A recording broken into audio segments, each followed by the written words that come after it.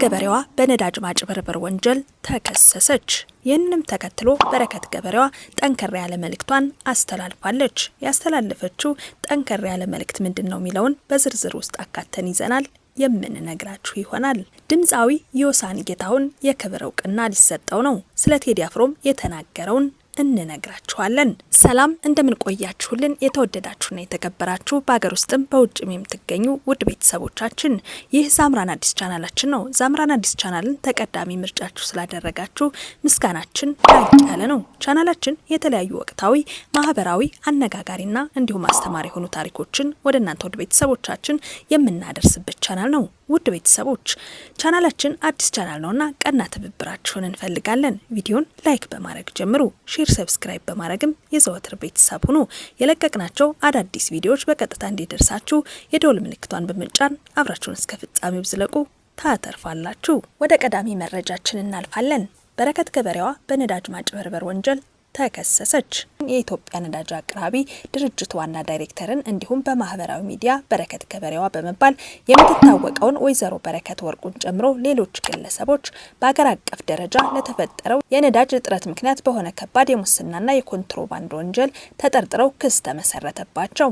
የፌዴራል ከፍተኛ ፍርድ ቤት ልደታ ምድብ የሙስና ጉዳዮች ወንጀል ችሎት መዝገቡን ተቀብሎ ማየት የጀመረ ሲሆን በአቃቢ ሕግ ክስ ላይ እንደተመላከተው ባለስልጣናቱ የፍቃድ አሰጣጥ መመሪያን በመጣስ ከተከሳሽ ወይዘሮ በረከት ወርቁ ጋር በመመሳጠር ከ466,000 ሊትር በላይ ነጭ ናፍጣ ያለምንም ሕጋዊ አግባብ እንድታገኝ አድርገዋል።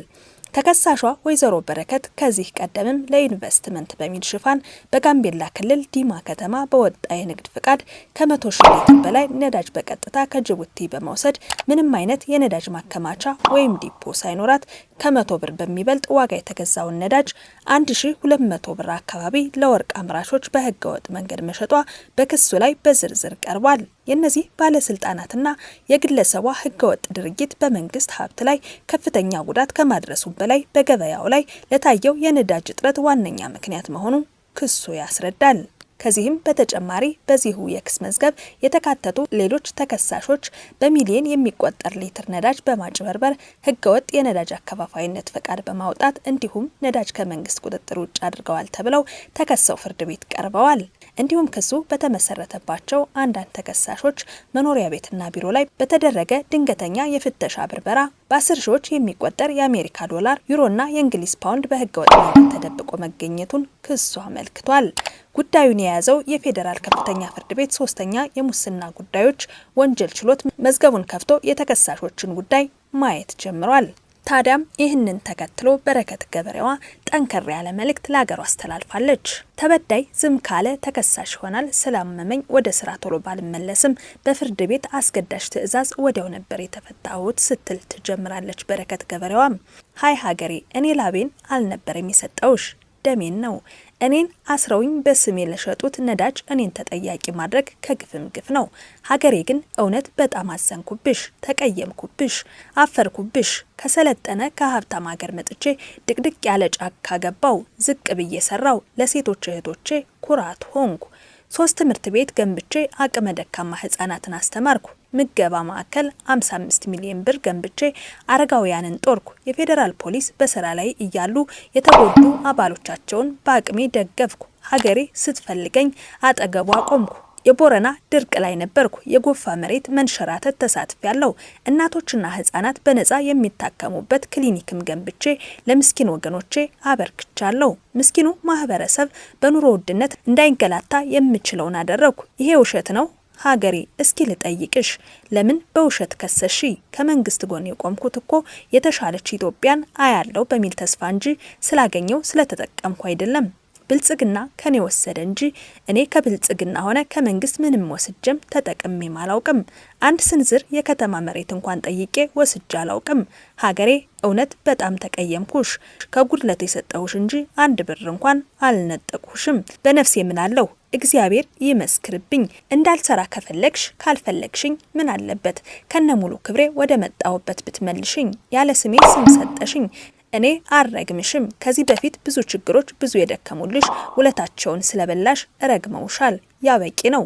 የልጆች እናት እንደሆንኩ ያወቁ ህግ እንዲያስከብሩ ህዝብና መንግስት አምኖ ያስቀመጣቸው ግለሰቦች በሴትነት ግብር የመጡብኝ የሰው ሀገር ለፍጄ ያመጣሁትን ገንዘብ ያላግባብ ቀሙኝና ሀገሬ ለኔ ይሄ ይገባኛል እንዴ ስትል ትጠይቃለች።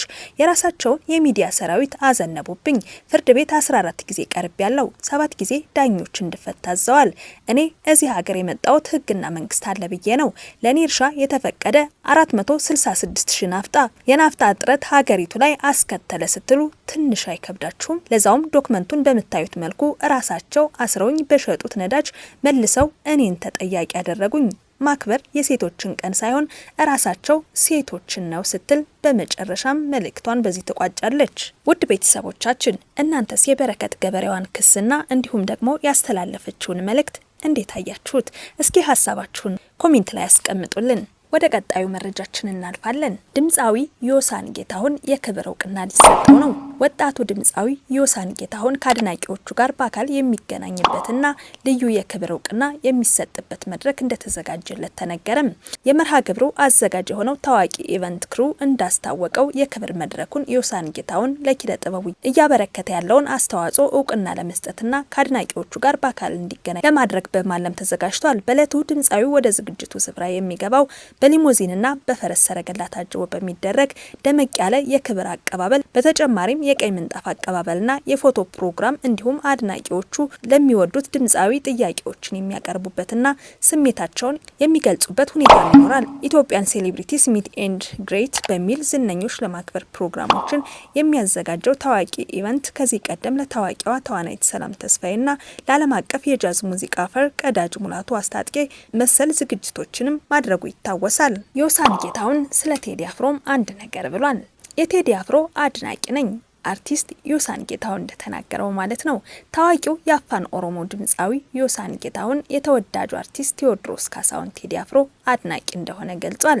ነገር ግን ቴዲ አፍሮ በቅርብ ካወጣው ኢቶሪካ አልበም ውስጥ ዳስጣል በተሰኘው ሙዚቃ የተካተተው ሀገር የሞተችበት የት ሄዶ ያለቅሳል የሚለው የቴዲ አፍሮ ግጥም እንደማይስማማው የገለጸ ሲሆን ይህንን ሀሳብ በመቃወሙ ቅር የተሰኙ ወገኖች መኖራቸውንም ተናግሯል። ቴዲ አፍሮ ሀገር የሞተበት ሲል እኔ ደግሞ ሀገሬ አልሞተችም አለች ብዬ አምናለሁ። ኪነ ጥበብ ለቴዲ እንደፈቀደችለት ሁሉ ለኔም ሀሳቤን የመግለጽ መብት ትሰጠኛለች በማለት መልእክቱን አስተላልፏል። ውድ ቤተሰቦቻችን ዮሳን ስለ ቴዲ ያለውን ምን ትላላችሁ? እስኪ ኮሜንት ላይ ሀሳባችሁን አስቀምጡልን። ውድ ቤተሰቦቻችን ለዛሬ የነበረን መረጃ ይህንን ይመስል ነበር። ቪዲዮን ላይክ፣ ሼር፣ ሰብስክራይብ እያደረጋችሁ ቀና ትብብራችሁን አሳዩኝ።